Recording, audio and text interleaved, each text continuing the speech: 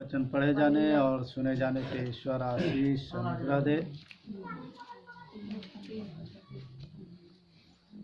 हम इस पृथ्वी के ऊपर संसार में बहुत से चीज़ों को हमने देखा। बहुत से लोग आए, जैसे मदारी आया, अपना कलाकारी दिखा के लोगों को डरा करके पैसा निकालता है कि पैसे दो नहीं तो ऐसा हो जाएगा ना। बहुत से हड्डियां लटका के और खोपड़ी लटका के आते हैं, कहते हैं, डराते हैं कि ऐसा करो, ये चीज़ दो नहीं तो तुम्हारा नाश हो जाएगा, तुम्हारा चेहरा बिगाड़ देंगे, चरेज कर देंगे। यानी डराने धमकाने के लिए आए। जैसे एक चोर आता है, कहता है कि सब माल निकाल दे नहीं तो तुझे जान से मार दूंगा। तो जान बचाने के लिए हम जो भी अपना है सब कुछ उसे दे देते हैं। तो पृथ्वी के ऊपर बहुत से आए, सब चोर और डाकू डराने धमकाने आए और हमें निर्बल करने के लिए, आगे बढ़ने के लिए नहीं, एकदम कमज़ोर और असहाय करने के लिए आए।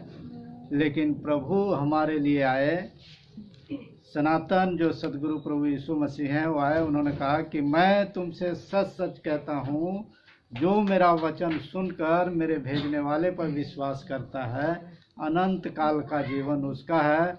उस पे दंड की आज्ञा नहीं, पर तो मृत्यु से वो पार होकर के जीवन में प्रवेश कर चुका है। तो प्रभु आए, कहे कि जो मेरा वचन सुन करके मेरे भेजने वाले पे यकीन करता है, वो अनंत काल का जीवन, थोड़ा बहुत नहीं। प्रभु डराने के लिए नहीं आया, धमकाने के लिए नहीं आया कि सब कुछ निकाल के दे दो। प्रभु ने कहा कि मुझ पर विश्वास करोगे तो ये चीज़ें मिलेगा मेरे भेजने वाले में। मेरा वचन, यानी वचन कहते हैं कि जब लिखा है कि जो पुत्र पर विश्वास करता है अनंत काल का जीवन उसका है, परंतु जो पुत्र की नहीं मानता है उस पे दंड की आज्ञा बनी रहती है। परमेश्वर का क्रोध उसके ऊपर बना रहता है। कहते हैं परमेश्वर का पुत्र, जब हम पढ़ते हैं यूहन्ना 1:14 में, तो लिखा है कि शब्द देहधारी हुआ। यानी हम देखते हैं कि शब्द है, परमेश्वर का पुत्र है। जो दिखाई नहीं देता था परमेश्वर, जो हम नहीं देख सकते थे, लोग डरा धमका के चले जाते थे, लूट ले जाते थे हमें, वो प्रभु हमें बचाने के लिए आया और कहा कि वो शब्द देहधारी हुआ। यानी परमेश्वर का पुत्र शब्द है, एक शब्द कहा गया है, और शब्द का रूप वो धारण करके प्रभु यीशु मसीह के जो सनातन सतगुरु, सारे देवताओं के ऊपर महान परमेश्वर है, वो प्रभु है, गुरुओं का गुरु है, ईश्वरों का ईश्वर है, हमारे और आपके लिए अच्छा ज्ञान देने के लिए है कि सुन लो, क्योंकि जिसे परमेश्वर ने भेजा है वह परमेश्वर की बातें कहता है, क्योंकि वह आत्मा नाप नाप कर नहीं देता है। यानी जो परमेश्वर के तरफ से भेजा हुआ है वो किसी को नाप नाप के नहीं देता है। परमेश्वर ने उन्हें सेंत मेत में दिया है। परमेश्वर ने कहा कि तुम्हें सेंत मेत में मिला है, सेंत मेत में दे दो। वही कबीरदास जी कहते हैं कि सेंत मेत में मिला है, सेंत मेत में दे दो। तो परमेश्वर का ज्ञान है। कहते हैं जो शरीर से जन्मा वो शरीर है, और जो आत्मा से जन्मा वो आत्मा है। जो शरीर से जन्मा हुआ व्यक्ति है, कहीं भी बैठेगा तो शरीर के बारे में बातचीत करेगा, संसारिक रूप में बातचीत करेगा, क्योंकि आत्मिक ज्ञान उसे नहीं है। क्योंकि हम जो परमेश्वर में जन्मे हुए हैं वो आत्मा से जन्म ले रखे हैं, ना तो लहू से, ना मनुष्य की इच्छा से, ना माँ बाप की इच्छा से। परमेश्वर के वचन के द्वारा परमेश्वर से हम उत्पन्न हुए हैं, तो परमेश्वर की हम संतान हैं। तो वही प्रभु कहता है कि जब जो शरीर से जन्मा है वो शरीर की बात करता है, जो आत्मा से जन्मा है वो आत्मा की बातें करता है। जैसे हवा चलती है, कोई दिखाई नहीं देता है कि कहाँ से आ रहा, किधर जा रहा, बस हिलेगा तब कहेंगे कि आदमी इधर से पूरब की हवा चल रही है। वैसे परमेश्वर कहता है कि आत्मा से जन्मा हुआ व्यक्ति आत्मिक बातें करता है, और आत्मिक बातें ये है कि हमारे शब्द मन और हृदय में, परमेश्वर मन और हृदय से देखता है कि हमारे मन के अंदर क्या है, हृदय के अंदर क्या है। परमेश्वर हमारे कपड़े को नहीं देखेगा, हमारी शकल को नहीं देखेगा, परमेश्वर हमारे धन और दौलत को नहीं देखेगा, क्योंकि सब कुछ यहीं पे रह जाएगा। सिर्फ प्रभु कहता है कि मन को मैं देखता हूँ, कि मन के अंदर, हृदय के अंदर किसे रखे हो। संसारिक चीज़ें रखे हो या आत्मिक चीज़ें रखे हो, जो चीज़ रखोगे वही तुम्हारे अंदर से निकलेगा। तो कहते हैं कि जिसके पास पुत्र है उसके पास जीवन है, और जिसके पास पुत्र नहीं है उसके पास जीवन नहीं है। यानी परमेश्वर का वचन, परमेश्वर का ज्ञान, परमेश्वर के जो दी हुई शक्ति है उसका ज्ञान जो परमेश्वर ने हमारे लिए दिया प्रभु यीशु मसीह को। तो जिसके पास परमेश्वर का ज्ञान है, परमेश्वर का शब्द है, परमेश्वर के बारे में व्यक्ति जानता है, तो उसके पास में जीवन है, वो दूसरों को जीवन दे सकता है। लेकिन नहीं है तो उसे जीवन नहीं दे सकता है। इसलिए प्रभु ने कहा कि मैं तुम्हें जीवन दिया हूँ और तुम भी जियो और दूसरों को भी जीने दो, जीवन दो। जीने नहीं दो बल्कि जीवन दो उन्हें ना? हम भी जी रहे हैं, दूसरे जी रहे हैं। अब वो कैसा जी रहा उसके पता नहीं है। आपको ईश्वर का, परमात्मा का, प्रभु का ज्ञान आपके और हमारे अंदर है, उसके अंदर नहीं है। वो पता नहीं कैसा जीवन जी रहा। और आप जब आप बताएंगे कि परमेश्वर का जीवन ऐसा है जो कहते हैं कि सदाचार निराकार है, कहीं भी रहे, जंगल में रहे, समुद्र में रहे, परमेश्वर ने कहा कि मनुष्य का जो परमेश्वर का निवास है किसके अंदर, मनुष्यों के बीच में रहता है। ना कि पेड़ में रहता है, ना जानवरों में रहता है, ना पत्थरों में रहता है। कहता है कि मनुष्यों के बीच में, यानी मनुष्य के बीच में परमेश्वर ने हमारे हृदय दिया है जो चलता रहता है। अगर धड़कन बंद हो जाए तो लोग कहेंगे ओ ये तो खत्म हो गया ना।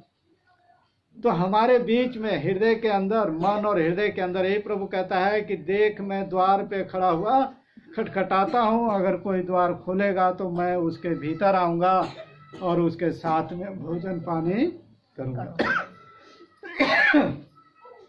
तो प्रभु कहता है हृदय के द्वार खोलने के लिए, घर का द्वार तो हम खोलते हैं, कोई व्यक्ति आएगा, अच्छे व्यक्ति की पहचान यही है कि अगर कोई आएगा तो दरवाजे पे, अगर दरवाज़ा खुला हो, पर्दा लगा है तो आवाज़ लगाएगा, नहीं तो दरवाज़ा बंद है तो खटखटाएगा।